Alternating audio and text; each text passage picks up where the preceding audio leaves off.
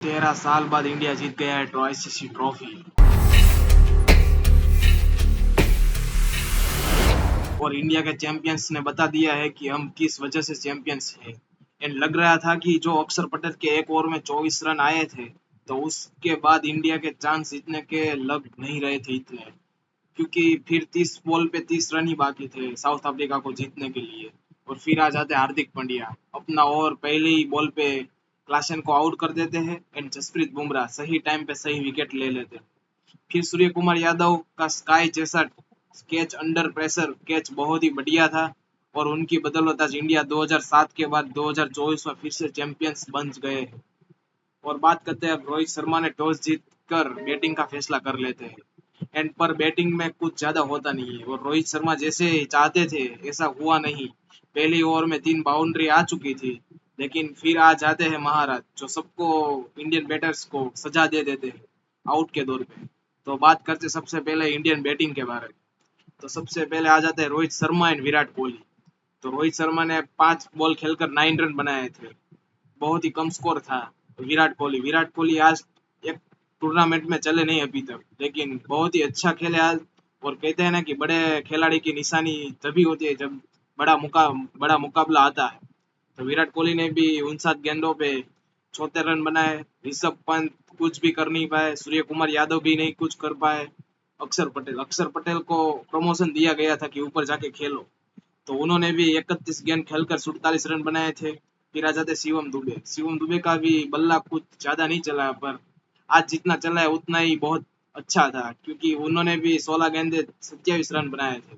हार्दिक पांड्या को बहुत देर से भेजा गया था, पहले नहीं भेजा गया, क्योंकि शिवम दुबे को भेजा गया था। कहीं ना कहीं वहां पे थोड़ी सी चूक हुई, लेकिन इंडिया वरना 200 तक पहुंच ही जाता था। लेकिन हार्दिक पांड्या ने भी 2 बॉल खेलकर 5 रन बनाए, नॉट आउट रहे। रविंद्र जडेजा ने भी 2 बॉल पे 2 ही रन बना पाए।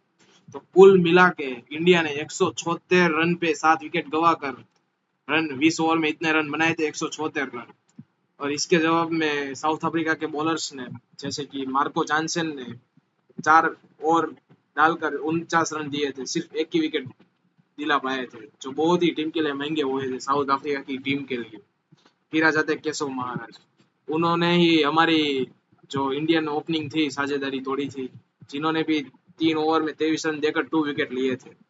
फिर आ जाते कगिसो रबाड़ा, 4 ओवर में 36 रन देकर 1 विकेट लिए। एडम मार्कर 2 ओवर में 16 रन दिए। नोटल है एंड्रिक नोकिया, इन्होंने भी 4 ओवर में 26 रन देकर 2 विकेट लिए थे। फिर आ जाते शमसी ने भी 3 ओवर में 26 रन देकर एक भी विकेट नहीं लिया था। अब बात करते साउथ अफ्रीका की बैटिंग के बारे में।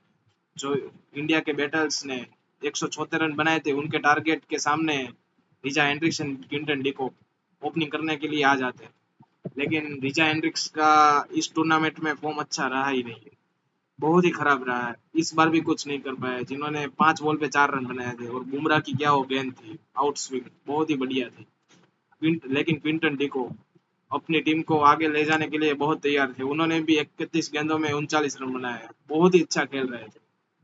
लेकिन अर्शदीप सिंह ने, उन्होंने भी उनकी ताकत थी उन पे ही आउट कर दिया था। एडम मार्करम भी कुछ नहीं कर पाए, सिर्फ 4 ही रन बना पाए। फिर आ जाए ट्रिस्टन स्टॉक्स, उन्होंने भी 21 गेंद खेलकर 31 रन बनाए, जो बहुत ही बढ़िया खेले थे। वो जब खेल रहे थे तभी तो लग रहा था कि इंडिया के हाथ से मैच चला जाए, क्योंकि बड़े बड़े शॉट मार रहे थे। फिर आ जाते हेनरिक क्लासन ने तो बहुत ही अक्षर पटेल, कुलदीप यादव को बहुत ही छक्के मारे थे, जिन्होंने 27 गेंदों पर 52 रन बनाए थे।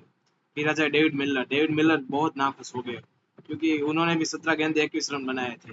और जो हाफ वाली गेंद थी उस पे वो आउट हो गए थे, जो मारने वाली थी। फिर आ जाते मार्को जानसन, उन्होंने भी कुछ नहीं किया, सिर्फ 2 ही रन बनाए।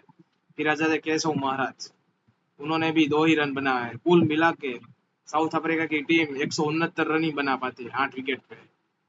और अपने इंडिया के गेंदबाज बहुत ही अच्छी बॉलिंग करते हैं और डिफेंड कर देते हैं, तो ये कैसी डिफेंडिंग पारी रही तो हम जानते हैं। तो आ जाते हैं अर्शदीप सिंह, उन्होंने भी 4 ओवर में 20 रन देकर 2 विकेट लिए।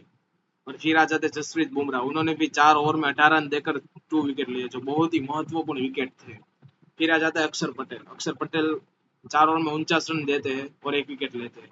और बहुत ही क्लासन ने बहुत ही छक्के मारे थे अक्षर पटेल को और कुलदीप यादव को भी 4 ओवर में 45 रन पड़े थे, ये जो भी विकेट लेस गए थे। फिर आ जाते हार्दिक पांड्या 3 ओवर में 20 रन देकर 3 विकेट लेते हैं, जो बहुत ही 3 विकेट थे, वो बहुत ही महत्वपूर्ण विकेट थे, जिसमें से एक विकेट था हेनरिक क्लासन और दूसरा था डेविड मिलर और रविंद्र जडेजा। फिर से थोड़े से महंगे साबित होते हैं, इसलिए कप्तान उनको फिर से गेंद नहीं देते।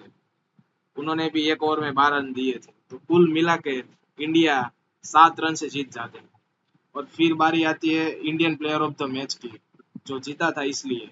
तो player of the match Virat Kohli को दिया जाता है, जो उनकी बदौलत ही इंडिया 176 के टारगेट तक पहुंच पाया था। और player of the tournament Jasprit Bumrah को दिया जाता है, क्योंकि इंडिया के हर मैच जिताने में सबसे बड़ा हाथ बुमराह का ही रहा। और सबसे बड़ी खबर यह है कि रोहित शर्मा और Virat Kohli T20 international cricket को कर चुके हैं बाय, जो अब रो एंड को T20 में नहीं देखेंगे आगे खेलते हुए, बट IPL खेलेंगे, ऐसा विराट कोहली ने कहा था। एंड रोहित शर्मा एंड विराट कोहली का अगला target champion trophy and world cup का होना चाहिए। एंड ये दोनों ट्रॉफी रोहित और विराट कोहली के लिए आखिरी होंगे ऐसा लगता है। आज वीडियो में इतना ही था, और ये वीडियो पसंद आए तो लाइक शेयर एंड चैनल को सब्सक्राइब करिए।